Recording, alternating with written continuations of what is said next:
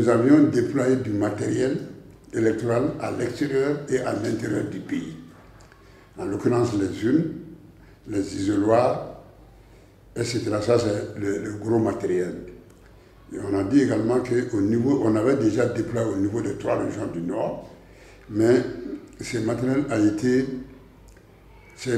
a été saccagé avec l'invasion que vous connaissez. Donc, nous avons un stock ici à Bamako qui va nous permettre de renouveler ces matériels, les urnes, les isoloirs, etc., etc. Les procès-verbaux des opérations de vote. Bon, on avait ce qu'on avait pour 2012. C'était écrit scrutin de 2012. Donc, on ne pourra pas l'utiliser pour un scrutin qui va se dérouler en 2013. Et donc, il faut renouveler. Donc, on a pris des dispositions déjà pour renouveler ce type d'imprimé. Donc, on vient de fixer, convoquer le collège. On va recevoir les candidatures à partir de 30 jours avant les élections. Donc, ça veut 30 jours, il faut s'attendre à ce qu'on ait les candidatures vers le 28 juin. Donc, c'est après maintenant qu'on va confectionner les bulletins. Donc, les bulletins sont un imprimé. Vous avez ce qu'on appelle le document électoral, c'est-à-dire la carte d'électeur. Et nous avons dit que cette année, qu'il n'y aura pas de carte d'électeur et que la carte va être remplacée par la carte NINA. Avant, la loi disait de distribuer la carte d'électeur 30 jours avant les élections.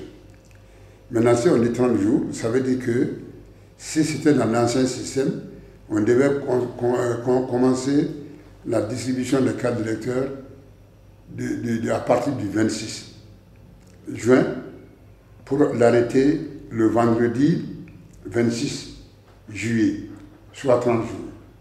Donc, vous savez déjà que dans le mois de juillet, on a 28 jours. Vous savez que dans le mois de juin, on a 25 jours.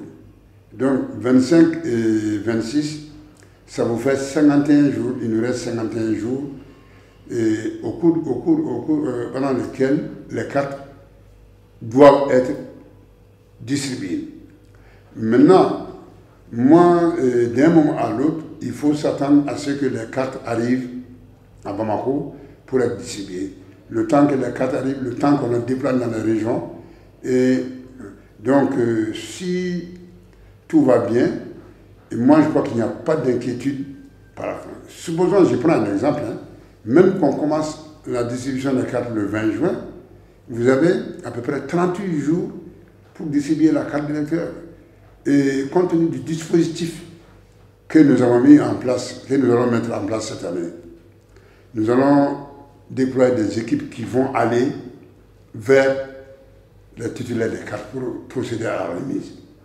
Donc, bon, c'est normal que les gens s'inquiètent, mais c'était un exemple que je vous avais donné pour dire qu'au moins, on aura plus de 30 jours pour distribuer les cartes cette année.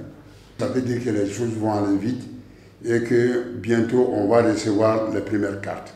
Ne soyez pas inquiets, dès que les premières cartes vont tomber à Bamako. Ici, ça fera l'objet de publicité. Les Maliens vont voir l'image. Je suppose que si tout va bien pour vous rassurer, c'est ce qui vous intéresse, on risque d'avoir des cartes avant le 20. Je peux quand même vous donner ces repères, mais si tout va bien, on doit pouvoir avoir et même procéder au déploiement de certaines cartes avant le 20 juin.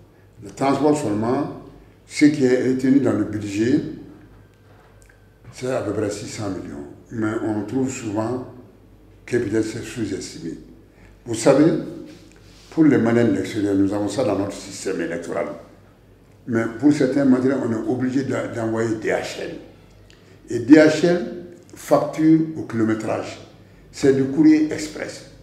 Les bulletins du premier tour, les bulletins du second tour et même certains matériels, on est obligé de faire transporter par DHL. Sans oublier que vous pouvez aller à plusieurs rotations.